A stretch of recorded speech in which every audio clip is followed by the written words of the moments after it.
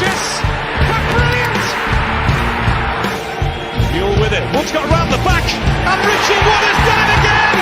The magic man has come up with another trick! Well, here's a chance to seal it, it's done! It's Georgie Kelly! Rotherham United's pathway back to the Championship is opening up!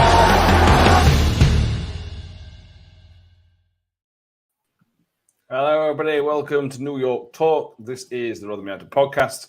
And things did not go to plan on Saturday afternoon for Rotherham United. 3-0 defeat at Ewood Park. Not much happiness floating around the Rotherham United sphere over the last day or so. But we'll go through the game, go through all sorts of stuff, and we'll see where we are. See where we are. We come an hour's time or whatever that may be. Mick, how are you doing on this fine, lovely Sunday evening as we record? I'm all right, mate. How are you? Not too bad, not too bad. Danny, how are you? I'm all right. Not looking forward to going to uni tomorrow, but I'm all right. No, I know the feeling, unfortunately. I don't know if it was for uni, work. Same thing, yeah. We've got S64 Miller with us, Paul Brock, Neil Bolton, Kim Haywood. YouTube viewers, as evening, gentlemen. Not a happy bunny. Got to stay positive. Yes, we have. John C., Noel Jordan, Sam Darby, Dave Lawton, Neil Jordan, Dean Catley. Got loads with us. Sean Green's with us. Hi. Thank you, everybody. Yeah. So, as I said, 3-0 defeat. Go on, Mick, what are you laughing at? No, nothing. Carry on.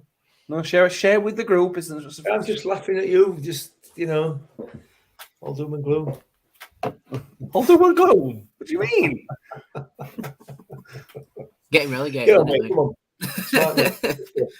I think, I'm not certain, but I think we are already relegated. I think that's how it works. You lose at Blackburn, you go straight down. Yeah. Oh, right, yeah. I think, anyway. 3-0 defeat. Some positives, though. Let's not get around it. There are some positive stuff to take out of the game. First 20 minutes, half an hour, it was pretty good. Should have been ahead. But that sort of summed up. I tweeted out from account yesterday, Danny, that this happened 2 years ago. And it happened on Wednesday. You have a good 20 minutes, half an hour. You don't take your chances that you make, and you get sucker punched by one defensive mistake and a couple of other bits that were just us pushing for the game, I suppose. It was just a frustrating afternoon. Yeah, it was. I mean, that little spell just before we gave the penalty away, we were playing very, very well. I was quite surprised by Tom Eaves, actually, because he had a very solid, not just those 20 minutes, but until he went off, I thought he actually did okay.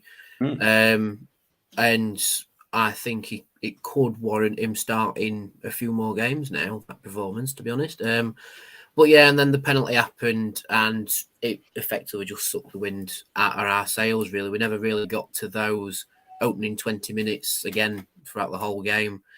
It were a silly defensive mistake that cost us. And Bremerton is I'm not going to say that because I'll get in trouble. Let's just say irritated me and we'll leave it there. Yeah, I didn't get the celebration in front of the Rotherham fans. That was odd. I don't think we were getting abuse or much stick or anything, but some people thrive on that kind of thing, don't they? I suppose. It still puzzles me that he plays for Chile and yet he was born in the Midlands. That puzzles me, but anyway. His mum, I think is it into his mum? That's Chilean. Yeah. Chilean. Do you know which one it is, Mick? Is it I thought it was Chilean. I thought it was Chilean. Chilean. That just sounds like it's cold. It's Chilean. Yeah. It sounds more like a Yorkshireman saying "put chili in oven." Yeah. when it's -5 outside, that day's a Chilean. Yeah. But anyway, we'll go. We might be on thin ice with this, so we might need to move on. Very good. Yeah. Hey, let's talk about the first 20 minutes, Mick. Let's take some positivity from what we can find, because it's after that it was slim pickings. But I think Danny's right. I think Tom Eaves deserves credit. Let's not go overboard. But Tom Eaves looked like he belonged in the team. I know we all want Kelly to play. We're all excited to see Kelly play and everything else. But Tommy has that championship experience, and it caused their defence problems for the whole time I was on the game. It caused their defenders problems in terms of occupying them and just making life difficult for them. That's a good sign that if you give him minutes and play him a bit, there is a player in there for us. Yeah, absolutely. He like you say, he occupied their defence and gave them something to think about. To be honest with you, up until the penalty, for me, we were comfortably the better side. I thought in possession we caused them quite a lot of problems without actually creating anything, but we gave them plenty to think about. There was nothing to choose between the two teams. There certainly wasn't 3 goals. No way on this earth was there 3 goals between those two teams. But that's what the Championship's like. There weren't 4 goals between us and Reading. So that's just how it is, isn't it? They're a decent side. But we matched them, for me, for probably the bulk of the game, with the exception of immediately after the goals. So it's one of those things, but you can't make defensive errors like we made for all 3 goals at this level. You just cannot, because you are going to get punished, and that's what happened. So I'm quite positive coming out yesterday. I really don't need to. I'm not concerned particularly about the performance at all. At all. At all. I mean, it'd be nice to have created more. It'd be nice if Tommy had hit back at net instead of post, but that would have been a different game. It would have made it a completely different game had that gone in. But yeah, obviously, I accept that we're not creating a great deal. We're not, and that is an issue. It's not necessarily having somebody putting the ball in the back of the net that's the problem at the moment. It's actually giving somebody the opportunity to put it in back of the net that seems to be the problem. Yeah, I mean, the chance that he missed, Danny, was... I feel a bit sorry for him because he hit the post. You can't get much closer than it in the post, obviously. But the ball wasn't right from Chio. The ball was further out wider than it should have been. And to be honest with you, I think he had a player or 2 to his left from memory that he could have slotted in who were in much better positions. As much as Chio did really, really well to get in that position, his final ball just caused the chance to be much harder than it should have been. Yeah, Eves has definitely dug out an opportunity out of that. And like I say, he's unlucky to hit the post. And maybe if the ball's a bit better, or even if Eves even hung back on his run just a little bit, it could have been a goal. But we could have said that about an effort from Wales, from Rathbone.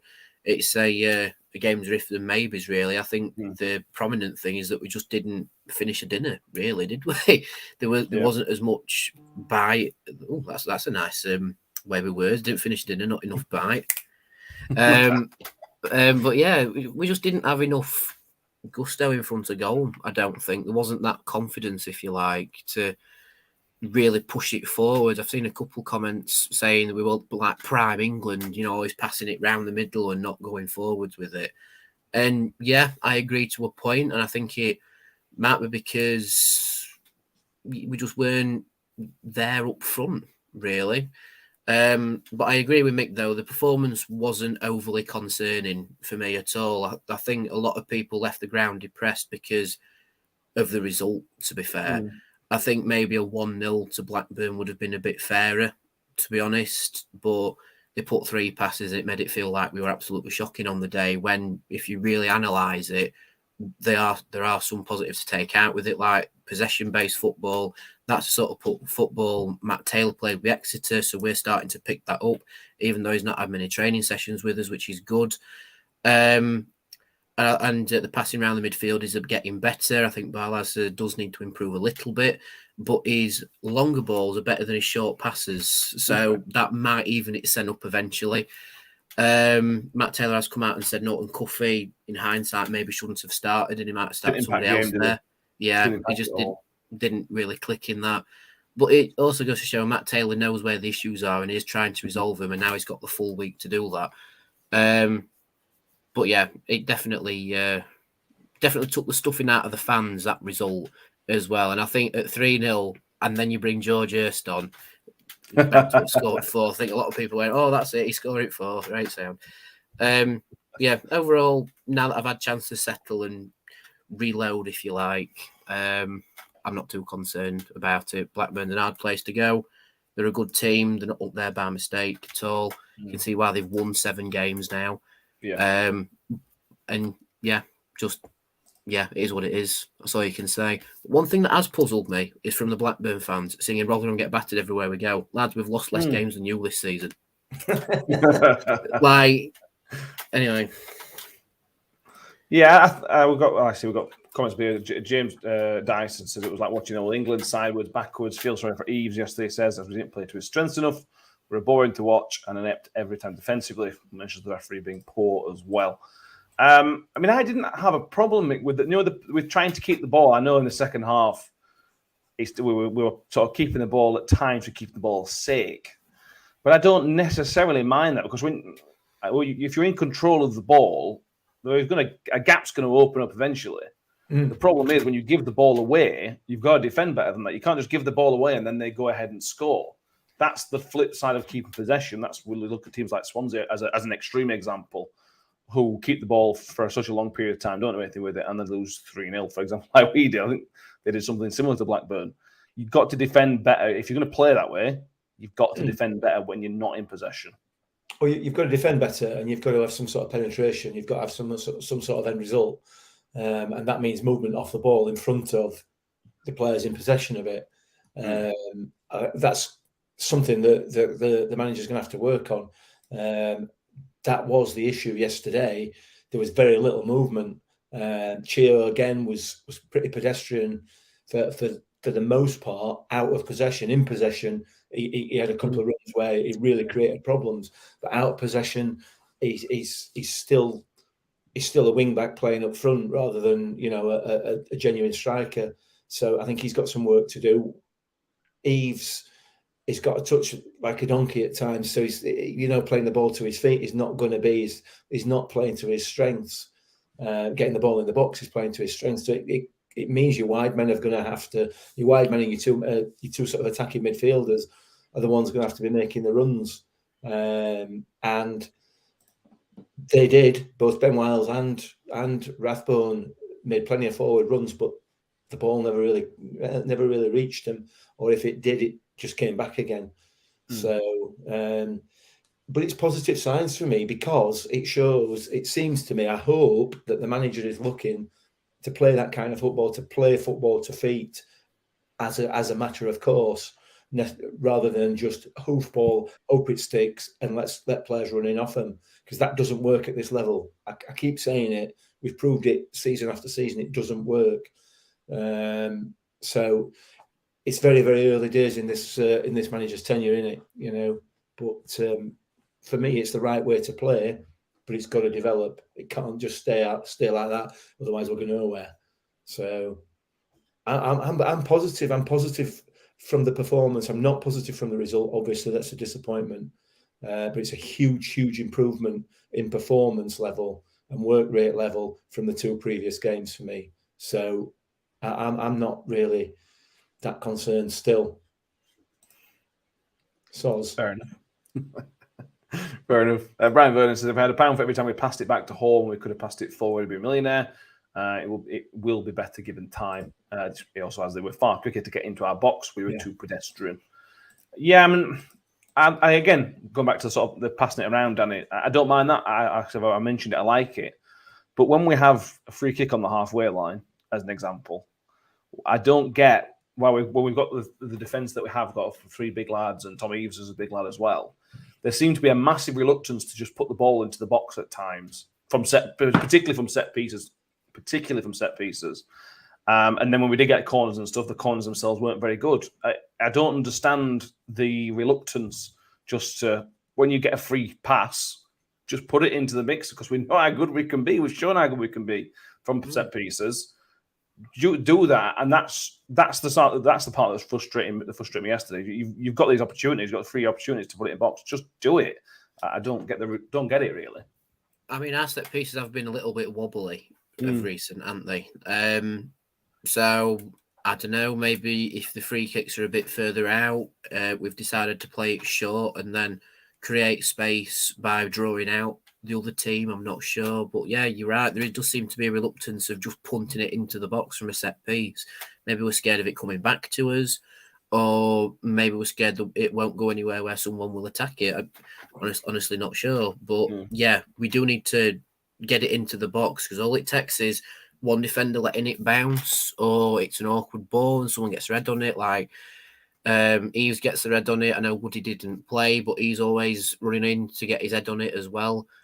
Maybe that's why we held back, because you didn't have the wrecking ball trying to get his head on it in that particular game. But yeah, set pieces are still a little bit wobbly, aren't they? I think if anything, we should at least be trying to play it short from corners rather than free kicks that can go into the box at different angles, and try and just swap it round a little bit and see how we do.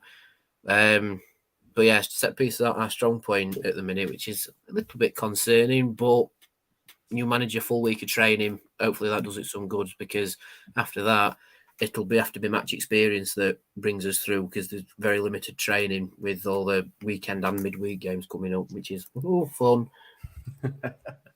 Yeah.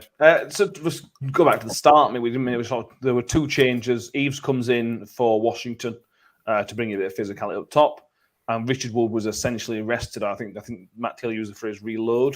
He has a chance to reload for future games. Any problem with those? If Wood is not 100%, we've talked about this in the past, haven't we? If Wood is not 100%, then we have got the players to come in. Bringing Peltier over Humphreys is obviously with Rotherham fans, is we like Peltier. Cameron Humphreys is probably better in that left side of defence position. Yeah, you talk to me. Your name's Mick, I think. Yeah, I am. Yeah, it's just hindsight's a wonderful, wonderful thing in it, because I banged on saying Grant Hall needs to play in that centre. Yeah. And dearie me, that was a mistake yesterday, because he was at fault for me for all three goals. And I don't think Woody would have made any of the three mistakes that he made that caused the goals. So he had a bad day, did Grant Hall. So yeah, but like I said, hindsight's a wonderful thing, isn't it? It's a surprise to see Woody get benched.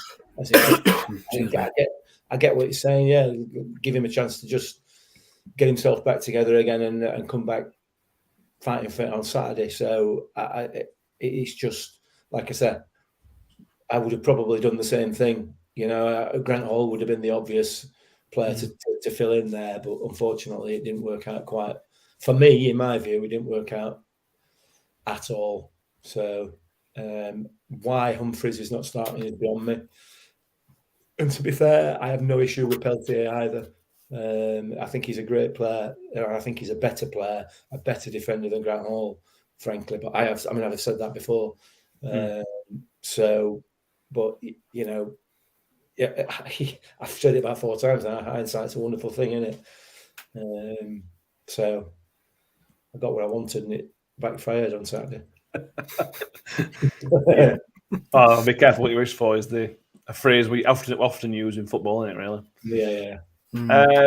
Again, hindsight, Danny. Adam Garbett said, "Why didn't we play Washington off Eves? Put Chio on the wing because he's a natural winger." This is becoming more and more of a conversation for Rotherham fans because Chio's not scoring the goals he was scoring. It's a tough one. We're not giving anything to feed off. No, yeah, I agree. So, like Mick says earlier, that when he's on the ball, it looks a threat, but his off-the-ball movement is questionable. Washington, as we know, is a willing runner. It's easy to say, right, just go back to last season. He's not scoring goals, just fucking back on wing again. But he's a threat, isn't he? When you get Chio on ball, he's a threat. And when he's on the last man, when yesterday, at times, Ayala didn't know what to do with him. Yeah. So you then take away that threat. Washington's not going to have the same type of threat. So it's a difficult one for us fans to sort of work out as well, because there's pros and cons to moving him.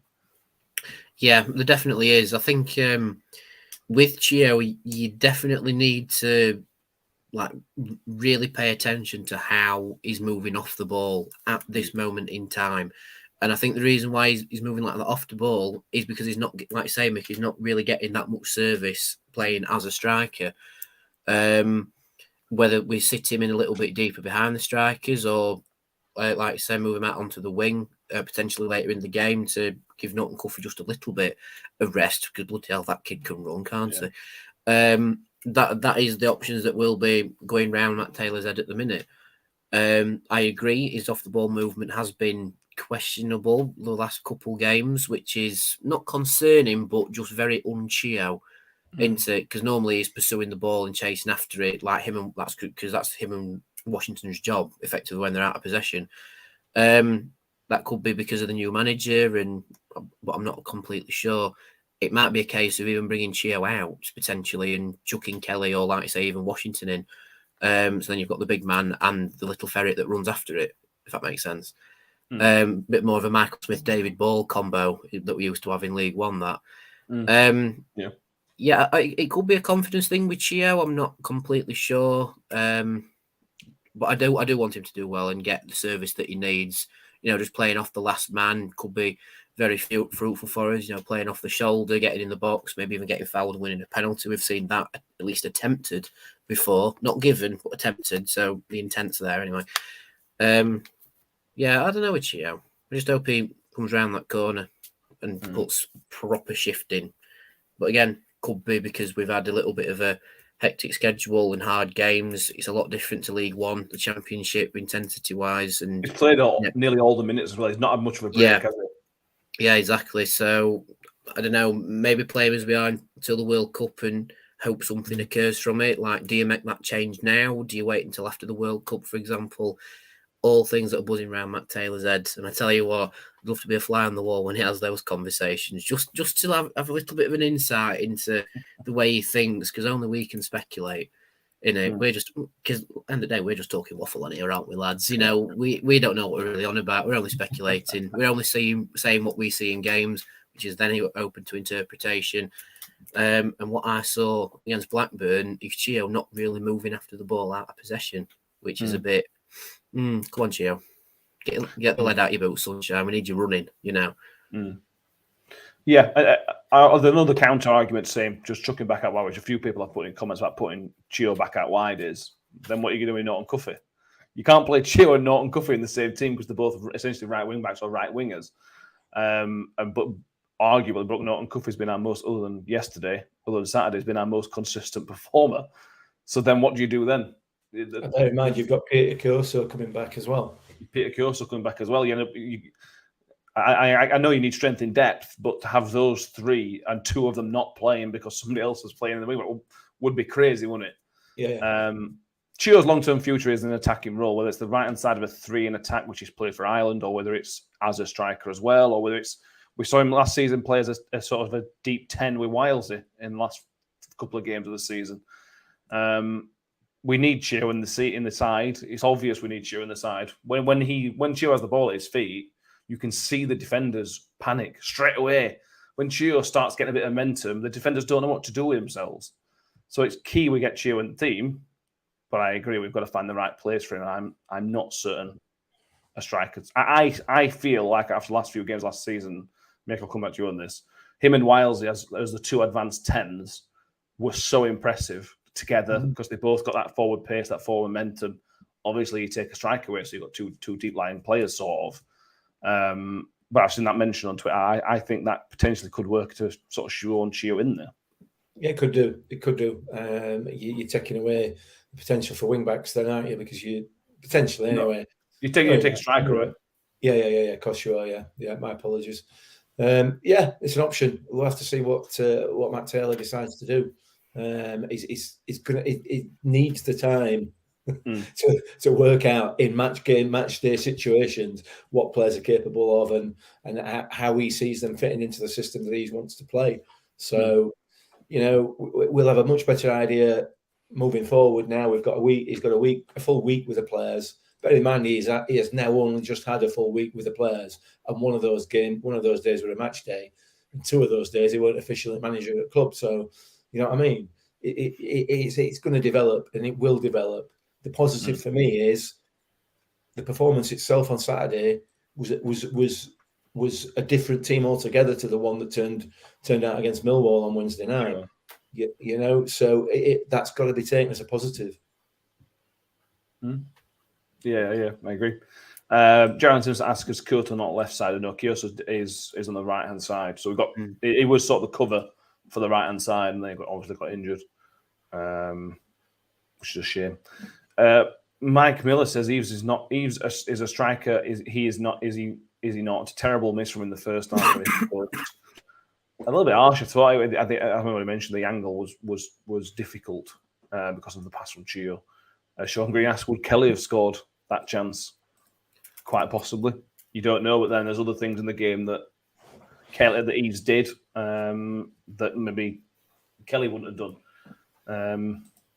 It's difficult, isn't it? We're all sort of looking at hindsight. That there was a couple of bits that were right, a couple of bits that were good. Frustrating. Talk about the midfield, though, Danny. Again, because I'm talking about the first half, I thought the midfield worked really, really, really well. I thought Barlasser at times was very, very good. He dictated the play. That inside pass to Wilesy was brilliant. If Wilesy was half a yard quicker, we get a goal or a penalty. Rathbun was everywhere. He was energetic and everywhere. So for parts of the game, there was brilliance. Might be a bit strong, but there was lots of positivity, particularly on that midfield three against a good team. This wasn't Blackpool were playing. This is a team who will want to be challenging for automatics. So to be able to control the games at times in midfield is another certain positive.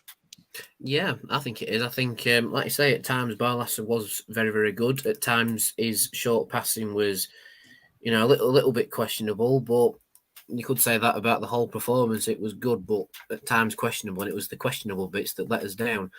But yeah, midfield was strong, like you say, with Wales. Wales got an excellent crack at goal. I think it was Wales in the first half? An excellent crack at goal? Was it just wide. Yeah. Just wide. Yeah, that were an excellent crack at goal. And from our angle, at the other end of the stadium, it looked like it were going in. It just didn't quite have enough bend on it, which is, again, unfortunate for Wales, but much improved from the Millwall game. I thought, like I say, Rathbun was everywhere again, and was almost telling the midfield to press at times as well. So you might have watched the podcast and listened to us, I'm not sure. And then, midfield was all right. Maybe just edged our strongest area, I think, overall. Yeah, not too bad from the midfield, but again, positive signs. And if we take that into the Huddersfield game, having a strong midfield could prove fruitful for us. And if they've got the shooting boots on, even better. I'd love Wales to score against Huddersfield. I might put a bet on it, but we'll see. But I'd love to see Wales score against Huddersfield, because then that releases all the pressure out of him as well. And is this Wales' first time being captain as well? No, against Preston as well. All right, okay. But I thought he did communicate very well. He wasn't as vocal as Woody, but Woody's got the experience. And I thought at times Wales was trying to channel Woody and get everybody moving a little bit more, which was good to see for a lad who's only about a month older than me to be able to at least try and command an entire team was very, very good. So, yeah, fair play to him. Stephen Thomas says, my concern with Rathbun is he's picking up yellow cards in most games. Every match a concern. He is up to 4, which means he is 1 yellow card away from a ban. But this is Ollie Rathbun. You know what you're going to get with Ollie Rathbun, don't you? There's no, this is what happens. If Jamie Lindsay were playing, we'd be having the exact same conversation with Jamie Lindsay picking up bookings, I suspect. It is what it is, isn't it? It is what it is. We're going to do a quick break from there. Say again, sorry. It was feisty, innit? Very, very It's feisty and passionate, and sometimes that gets you booked. But anyway. I prefer him to get booked for trying too hard than just dawdling around pitch. So I don't necessarily mind that. Anyway, we're going to have a quick break away and have a quick shout out to our sponsors for today's episode, Athletic Green. We've talked about this a lot, but we want to keep promoting them wherever we can because we are very big fans of what they do. We mentioned the great things they do, lifestyle friendly. It's keto, paleo, vegan, dairy free, and gluten free. It basically helps with your gut health and just general energy levels. Mick, as our spokesman. You don't want me talking about my gut health, do you, really? Not particularly. I mean, if you give me some positives about Athletic Green, that'd be sensational. It's excellent. Really, really good. And it does exactly what it says on the tin. So, well worth a look. Well worth a look. Absolutely. And to make it easy, Athletic Green are going to give, if you sign up, a free 1-year supply of the immune supporting vitamin D and 5 free travel packs of their AG1 drink with the first purchase. All you have to do is go to athleticgreens.com/Rotherham, and that allows you to take ownership of your health and pick up the ultimate daily nutritional insurance. So, like I said, thank you very much, Athletic Green. Yes, John, I do highly recommend it. Ben, yeah, and Ben does as well. Ben's like, obviously. Ben does that as well. Do you think if we pass them over to Cheer, he might boost his energy levels and start pressing the ball? You never know. Shelley IC says on the Rathbun, majority of yellow cards are very stupid and someone needs to have a word. What I would say is if you do that, you take it away when he does.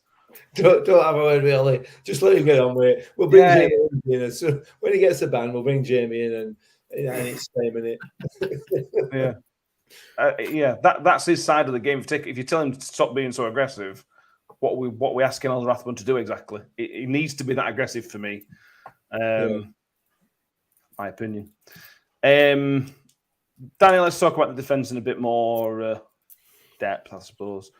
I put this out yesterday, but we've now conceded as many goals in the last week as we have done in the previous 9 games combined, which is frustrating that it's happened at the same time that there's been a change in manager. But it's frustrating that it just seems to come from nowhere a little bit because they've been that good defensively up until the Wigan game. It's not about they've been all right. They've been sensational defensively. And it's not like Victor's dropped any clangers and we can a couple of keeper mistakes. He's not put a foot wrong. It's just the 3 guys in front of him that are sort of letting him down, maybe. Am I being a bit harsh? I personally think it's the swings and roundabouts of the Championship. I think we've had probably what can be described as a rare, strong start to a Championship season, especially in the New York Stadium era, we'll say. And I don't know, maybe we've grown to expect a strong defensive showing, and we've got to the point now where it's just starting just to drop off just a little bit, and now, the hands have come up, I honestly do think it's just the swings and roundabouts of Championship football. There are a fair number of teams that are more consistent, shall we say, than we are, and maybe we're just in the little dip of form, and it'll come good again, which I'm sure it will. But I'm not overly concerned because it's just swings and roundabouts of football. It's frustrating at the time, don't get me wrong, which is probably why the vlog won't go up and it'll just be the pie review, because there are some very choice words from me that may get me in a lot of trouble. So I don't think they'll go up on the internet. But in hindsight, I think the defence is just in a little rut of form. It's not overly concerning, just a couple of tweaks here and there. It's like trying to fine-tune a car in this division. Sometimes it acts up and you need to retune it a little bit. That's exactly what Matt Taylor needs to do, just retune it, find his way with it, and off we go. But strong defensive at the start, a little bit of a dip of form. Not too concerned because I'm just here for the ride. Yeah. And he's still partly he's getting used to his players. We talked about the question of Humphreys playing, but you've got to look at who he's picked. You've got Lee Peltier with 500 appearances, something like that. He's got hundreds of appearances. Grant Hall, who's played can't be far of 200 times. Wes Arden, who's played 100 and something games for us. They're sensible options. They're solid options. There's no shame in picking those 3 players. And it's not like he's had 3 weeks worth of training to Humphreys is a really good player, or he's a really good player, or this, that, other. It makes, we said this in the last podcast, and I suppose we're repeating ourselves, but it makes perfect sense to put a defence that's had nearly 1,000 appearances between them. Yeah, it does. And the key now is how he moves on from that after the last couple of performances.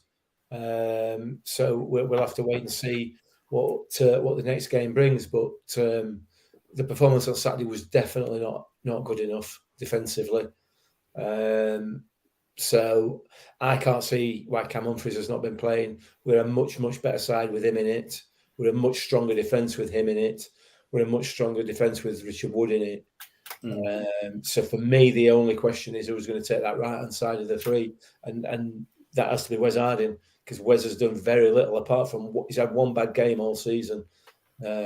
So for me, that is, without question, the strongest defence that we've got. And it was the one that we utilised for that opening period of games where we were defending very, very well. So we'll have to wait and see. We'll have to wait and see what the manager decides. But he has got plenty of options back there, like you said, and plenty of experience. So unfortunately, it didn't work on Saturday. But that's, like you say, that's just one of those things, isn't it? It is, yeah. It's just frustrating watching it, and it's very easy for us all to get frustrated as the goals gradually go in, with worse and worse defending as the goals go by. All that might be harsh. The first one was pretty bad, to be honest with you. The penalty incident was very silly from Grant Hall. Very, very silly. For a man of his experience, I'm really surprised he's sort of pulled that player back. I can't really play a word, to be honest with you. I can't remember if it was Diaz or not. But no, it was the guy who weren't wearing shin pads. I can't remember his name. The Liverpool loanee, whatever his name is. I can't remember his name now. Yeah, I do know what you mean. He threw himself to the floor like he'd been shot, didn't he? It was a bit pathetic, but it was whether he threw himself to the floor or not, it was still a penalty. So yeah, there's that's just how it is. So, but yeah, it were poor. Morton, Christopher Morton. Yeah. Morton. That's right. Let's talk about Matt Taylor, Danny. There has been the odd few groans at Matt Taylor. Bearing in mind we're just 2 games in. Are there enough? We're only 2 games in, but are there enough positive signs for you to think, oh, yeah, this is fine, we're on the right track? Or is he, because we'll complain about substitutes again, which again is a valid argument, because I thought you can question some of them as well.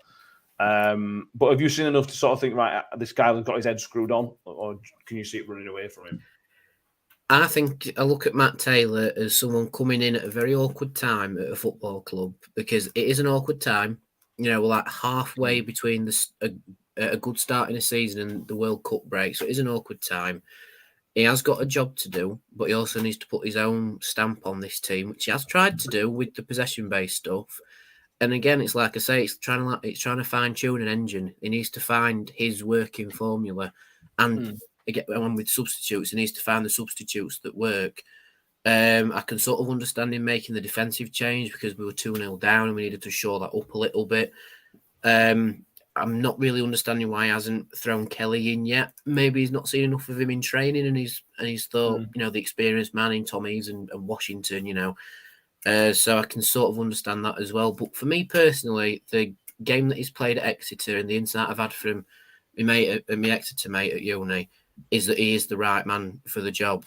And from what I've heard about everybody who's met him in person, he is a fantastic bloke. If he's going to be the next Paul Warne character at the club. He's not the next Paul Warne, he's the next Paul Warne sort of character where he'll get the players to play for him and not just the badge at the club. But it takes time. He has to earn the players' trust. And I mean, people who have been slating him, like I've had the odd couple messages and conversations with people where they have said, I don't think he's the right man. It's like, he's not even learnt where the toilets are at Roundwood yet. Give him a little bit of chance. He doesn't know where to park his car completely. Just give him that little bit of time. Like Mick said earlier on, he was in taking training when he wasn't officially appointed, and he's already had 2 games to try and put his input on the team, and not really had a full week's worth of training. That might improve this week because he's got a reserve game to watch, and so I'll probably chuck a few players in there, see how they're doing. And he's got the full week with them. And for me, I think he's the right man. I will put my hat and say he's the right man, and he'll see us out to the season. We need to give him the 10-game minimum. Like the 10-game minimum, that's how you can gauge somebody. Because if they don't really put the stamp on it after 10 games, then it's a little bit, we'll see what happens with that. But he's played 2 games. 2 games as proper Rotherham boss. Like, bloody hell, give him time. You're not going to come in and be Pep Guardiola with this football club, are you? You need to take time and the players trust them to trust you in your decision making as well, but also you to trust the players in applying what you've told them to apply in training. And also, work out what's best, the best way to teach them how to do that. And he's just not had the time yet. So I think to make such a quick decision on Matt Taylor is I'm going to sound really harsh saying this, borderline idiotic, because it's just not enough time. It's like for example, I didn't know how to drive the tractor at Roundwood until I was at least 3 weeks into the job. If they were to say, right, you've been here for 2 shifts, go and drive that tractor around and change all the oils for us. You know, it's just not enough time for him. Everyone just calm down. Yeah, it's frustrating that he hasn't won yet, but that win's going to come. It's just building the stones that are building up to it. And I've got every confidence in him. I really do. I want to go down to the training ground and shake his hand and just say, don't listen to the people who are criticising you. Just keep cracking on and getting it ready. If you know how you said borderline idiotic, Danny, Nick's about to go further than that. I'm not take the wheel. I mean, I've not been on social media today. I try and keep away from it when we've lost because it does me boxing a little bit. But are you actually saying that there are some people criticising the manager? Mm-hmm. I'm not going to name and shame them because that's rude and not proper practice. But yeah, I mean, I don't know what to say. I genuinely, honestly and truthfully, I don't know what to say. You're right, Danny. It's not you're wrong. It's not bordering on idiotic, is it?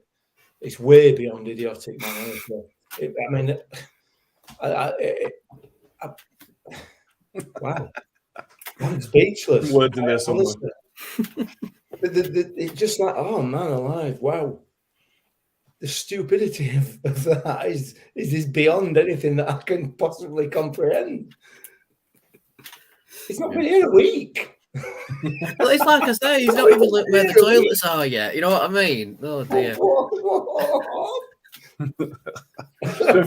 Everybody in the comments agrees. Brian Vernon says feels for Taylor. Moved 300 miles, leaving his wife and child behind. Already getting some sticky will come good. Ruth Clark says, I think time with Matt Taylor will do him some good. Agreed. Dave Lawton moaning about Matt Taylor at this stage is ridiculous. He's got to be given time and be supported. Jake the Snake Gaming. Anyone complaining about Matt Taylor, in my opinion, just doesn't know what they're on about. I think Mick agrees with that one. But John Morrell with a slightly different point. Difficult to come in at this time, but he does need to hit the ground running. I don't think we can afford to give him 7 games to feel his way into the club. However, 10 games does feel like a good sort of marker. Sam Darby says he hasn't helped himself out with the article in the Advertiser. I don't know. I haven't read the Irish Week's Advertiser. I don't know what article you referred to, Sam. So I apologise about that. We'll do it. Phil Oxley, you have to give him time until Christmas to get some kind of style, and if he's still not working, just stick with him. Quite a few managers have failed with us at this level. More than quite a few. There was some better managers than Matt Taylor that failed with us at this level. There were some worse ones as well. Obviously, some much worse ones. Jalen Simpson, do we think that Matt Taylor will play longer ball away and different at home, meaning Eves away, Washington Kelly at home? And this is a question that we're still sort of learning, isn't it? We just don't know. Matt Taylor, I'm interested in I can see what he's trying to do. He's sort of initially. But you've got these other options to go a bit more direct at times. I know you don't want to do that, and that's fine. But when you've got Tom Eves up there, the outball's there. And it worked yesterday. It's not like it didn't work. I feel like we could be using that outball a little bit more. Again, you're on about me. He's back to me again. Sorry, I'm still sat here. I'm still sat here trying to comprehend that people are criticising manager. I've not got past that bit yet. Makes it the brick wall. Oh no! I'm just like I don't know what I am. I'm amazed. What question, Matt? I mean, I know it went on for a while. So, how do you think? Do you think Matt Taylor's type of manager will play differently home and away? Yeah, I think he probably will. I think the vast majority of managers do, don't they? Unless you're Pep Guardiola and you've got Ireland up front or whatever, you're going to play differently, dependent on whether you're at home, whether you're away, on who the opposition are as well. So yeah, I do, absolutely, I do. Whether that'll include just sort of going long every time, I don't think it will.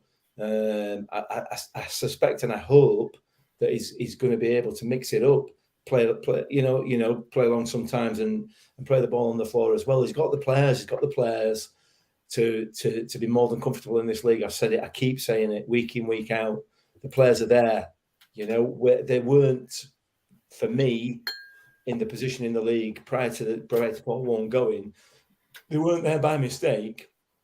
They were there because they'd earned it. I've seen a few people talking about an overachieving and everything else. So that's just nonsense. I mean, that doesn't make any sense, overachieving. Does it mean that we're playing better than we're actually capable of? Because that is the definition of overachieving. So it's fine. It's fine. Just give him some time and he will get it right. And I'm absolutely positive about that. And yeah, of course, he's going to play differently away from home. The vast majority of teams do, don't they? Yeah. Danny, you've got £3 in the pot for the hospice for the PW comments. When did I mention Guardiola's double? Don't know, but apparently you did. So you mentioned. I'm not going to. I can't. Well, I've used the initials. I'm doing the money handover on Wednesday anyway. I'll chuck an extra £3 in pot for it. Yeah, a couple of comments here. We're not going to go into too much detail, but Nad and D says, see the Loonies are out on force on Twitter with Stuart out. Jake the Snake Gamer says, I don't understand how people say Tony Stuart out because it's not like we've got the Saudis rated by the club. He clearly likes something because he's put up with us for so long. Yeah, I mean, I'm not going to. Maybe this is not, unless you two want to go into this into a bit more detail. We're not time to talk about it. The only thing I would say is, I think the only thing the club can be criticised for is maybe not being completely clear in how things are run and things like that. There's obviously questions. Even the best owners in the world have questions over them. You know what I mean? You look at Manchester City. They've owners have got questions over. If you look at Accrington Stanley, I'm sure people got Andy Holt. A lot of people don't like Andy Holt. Although I like his openness and his transparency, a lot of people won't like that. So you're never going to be completely happy with what's going off and on at times. But stop mentioning the Premier League. That'll be a good start, to be honest with you. It's interesting, that people keep banging on, and not banging on is not the right term because it sounds dismissive. People keep talking about investment. We need some investors. The only reason. The definition of an investor is somebody who puts some money somewhere with a view to getting a return. We're not going to get a sugar daddy. You're not going to get somebody who's going to come along, shove a load of money in, and bugger off and not want it back. That is not going to happen. Okay. Well, the counter argument would be, why not? Look at Bournemouth. The Premier League Bournemouth. The Bournemouth who are in the Premier League, and therefore the investors have got the return back. That's not going to happen with us, is it? Because it may happen with us, but League One is littered with clubs that it didn't happen for, isn't it? True. You know what I mean? So if you're going to put 30, 40, 50 million into Rotherham United, when are you going to get 60, 70, 80 million back? You're not. You're just not. Because you're still going to get 10,000 people maximum through the gate every week. The only way you are going to get that money back is there's two ways. One, get to Premier League and take the money out so you ain't got any money to invest in players to keep you in Premier League, or put the club into liquidation to get your money back that way. Those are the only two ways you're going to get the money back out of Rotherham United. It's a fact. So, yeah, it'd be great for some Saudi prince to come along and lob £40 million into pot at Rotherham United, but he's going to want 60 back, and he's going to get 60 back. So be careful what you wish for. Do you know what I said? We don't have to talk about it if you don't want to. Just saying. Listen, there's always a counter argument. You look at the Americans. I think that bought Walsall for not a great deal of money, but there's Americans. The ones at Crawley, I don't like their style, but they're willing to put the money into Crawley to push it forward. There's a list of clubs. Man United at Liverpool are also raking the money out of the club and not reinvesting it into the club. The one that Barnsley, they were Americans. Which do you want? That's the question. You're never going to get the best option, because the best option is what?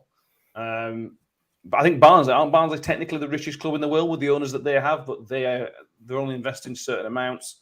Look, we could go on all night about. That's because they're investing money in clubs in Denmark and France who are also getting relegated and all. Because so investing is the word that you need to look at. Investing is the key point of this. Tony Stewart is not perfect. There's no doubt about that. Tony Stewart's made mistakes. Tony Stewart is an investor, so he will get his money back, or will be getting, or have got back the money that he's put in. But he is not putting in, or hasn't put in, the amount of money that is going to push this club on to Premier League or whatever. He hasn't got that amount of money. It needs somebody else, and they're going to want a return on it. Be careful what you wish for. I'm telling you now. Yeah, but you heard can't. it here first. But you can't not dream as fans. Who's to say we're not going to get somebody in who's going to take us to the Premier League? I agree, mate, and 100% I agree. And we've all got a dream, and to see this club in the Premier League would be an absolute. It would be the pinnacle of life itself. However, just look what's happened to all these others that have gone chasing the investor, chasing the Saudi, the American, the Russian, whoever it is, the Chinese, to bring the money into the club. But ultimately, that money that comes in goes out again, but it's doubled. Or it's not maybe not double, but 50%, whatever it is, it's going to be more. So you've got to be careful what you wish for. Yeah. John Morrell, be careful what you wish for. You could get sold for £80 million to a Hong Kong hairdresser. He also has for contacts. Carson Young was a Hong Kong hairdresser before he bought Birmingham all those years ago, and is currently sat in a Chinese jail. Yeah. That's my case. You are right. But and you look at Wigan. Wigan are another good example. They were sold, I think, to another Hong Kong business. I might be wrong on that. And they were million stories about that. But put it the other way. Other than Manchester City, who's been successful at it, Bournemouth maybe, but that's Russian money, isn't it? Yeah, not an oligarch. He's Russian. Yeah. I'll say keep the oligarchs away. Yeah, he's not oligarch. So, clear on that. So with the exception of Man City, where has it been successful? I don't know. I mean, but Bournemouth was successful because they were in League Two with us, and now look where they've gone. Stoke invested a lot of money. They had many a year in the Premier League, successful years, cup finalists. It worked for Wigan because they went again from non-league to the Premier League, winning the FA Cup. Yeah, but before then, I agree. John Morrell, you could say Fulham and Wolves. Yeah, West Brom again were successful for a period with the investment they done. It depends on what your definition is. If you're going to say, right, we won 20 years in Premier League, well, that's nice to dream. But if you want a couple of years at Premier League and then happy to settle, then you're going around in so many different things, aren't you? With the exception of all those clubs, with the exception of Bournemouth, all those clubs are able to attract 20, 30,000 fans to a game. True.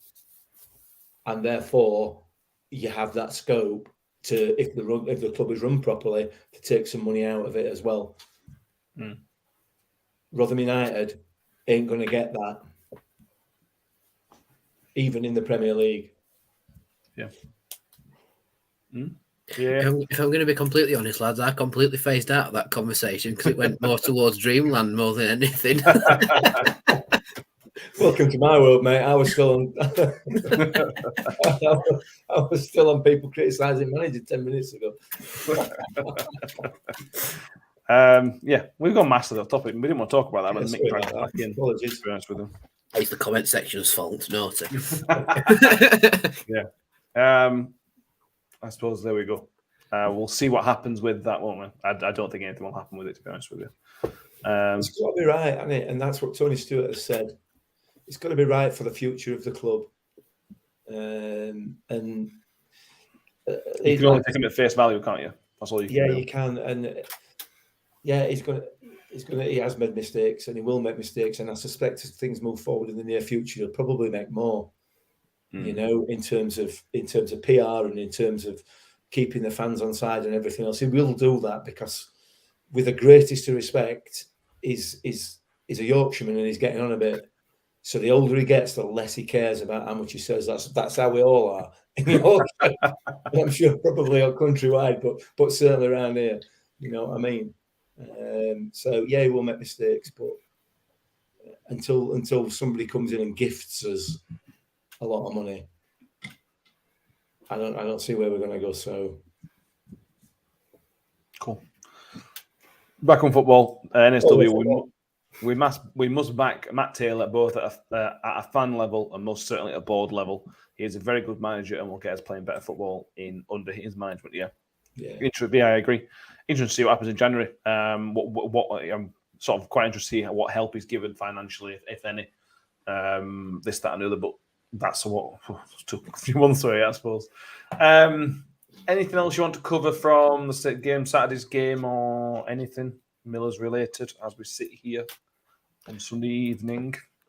I think if Georgie Kelly doesn't play against Huddersfield, I am going to make a sign that says "Get Kelly on," and I'm going to start holding it up at games just so the message comes across. And that's that's as far as I'll go, because it's not a criticism; it's just a helping hand compliment. It's not the sign that I used to take last season that got took off me by Thames Valley Police, which is still rude, by the way. But yeah, just get Kelly on, see how he does. Start him against Huddersfield, I say. Yeah, we've got a midweek reserve game match. I can't remember if it's on Tuesday or Wednesday, but that's going to be worth a look. We obviously can't watch the game. I don't think we can watch the game anyway. So that's a good question. Can we actually head to the training ground and actually watch it, or is it behind closed doors? That'd be a good question for the club to answer. Yeah, we'll check on that, see if we can find out. But the club always put results and things. If Kelly starts, which I expect Kelly to play that game, and scores a couple, which we know he can do, as we've seen in pre-season, he would then put himself in a massive position to play on Saturday coming. I think for Matt Taylor, this reserve game is massive, to be honest. We would just see the players that have not won it. It's also massive for Peter Curso. Peter Curso will probably get some match action, which is brilliant for his return to action, because we've seen 20 minutes of Peter Curso so far this season. And he was one of the sort of summer signs we were all excited to see, weren't it? So it's a really important week for Matt Taylor to get to know his team. And hopefully when we come again, when we record on Thursday evening, we will have a bit more information I assume we'll do another press conference by then, hopefully. And we can look ahead to being live on Sky again. 2 games in a row, live on Sky. Who'd have thought, eh? Saturday against Midfield, and then Tuesday against Stoke away. That's our obligation complete for the season, right? Nice seeing you, Sky. See you again next season. Billy Big Timers, Narrows. Yeah, we'll go from there. Thank you all for paying attention and keep watching. Please do subscribe to the YouTube channel if you haven't done already. Please do, if you're listening audio, please subscribe to the audio podcasts, iTunes, Spotify, wherever you may be downloading your podcasts from. Dennis Pie review will be up on Monday morning. Blackburn stays the northwest. The Lancashire is meant to have good pies. So we'll see. I assume it wasn't as good as the pie we were told in the comments the other day. No, it wasn't. I don't think. And I was a little bit annoyed with the pie. That you'll see in the video, but Tiny snuck the last certain pie in, which made my pie drop a point, which I'm annoyed at. But anyway, yeah, keep an eye out for that. It'll be up as a YouTube short, not a full vlog, because I've had a look through the footage and yeah, there was after 60 minutes, there's virtually nothing. It's just me getting very annoyed and slowly losing my mind. And yeah, I can't upload it. Some of the words are very choice. So yeah, that's not seeing the light today. So sorry, everybody. It's a bit like a Sunderland vlog. Sorry, but yeah. Yeah. And next Saturday, we'll obviously the Huddersfield game. We do the instant reaction. If you want to be on the instant reaction, if you're interested in being on, let us know. And we'll arrange to meet you somewhere so we can get other people. It's not just so you're not just hearing different voices. You know, it's better. I think sometimes it can mix voice tones on a bit. Sometimes, doesn't it? Like Arsenal fan TV to me, that mate. I don't know why you do that. Get out of our club, to be honest, because it's just it's just getting people on for the sake of getting people on. Oh, sorry, I've just got a quick one, and I know you're not going to like this, Matt, because we had people won't know about this, but the three of us and Ben had a a long WhatsApp debate earlier on in the week about Ben putting out a tweet, which Ben didn't want to put out. I've spoke to Ben, and he doesn't want it going out on social media because he's embarrassed, but he's quite happy for the people who are listening to the podcast to know about the fact that the NFL Academy have their first game of the season on Tuesday coming up against an American college in Watford, and it is going to be streamed live on YouTube. So if anybody's interested, it's on the NFL channel on the NFL Academy channel on YouTube from 12:30 on Tuesday. So, and Ben will be starting in that game. So he has given us the go ahead to mention it on here, but not put it out on Twitter. So if anybody's got nothing to do, Tuesday lunchtime, 12:30 live on Twitter.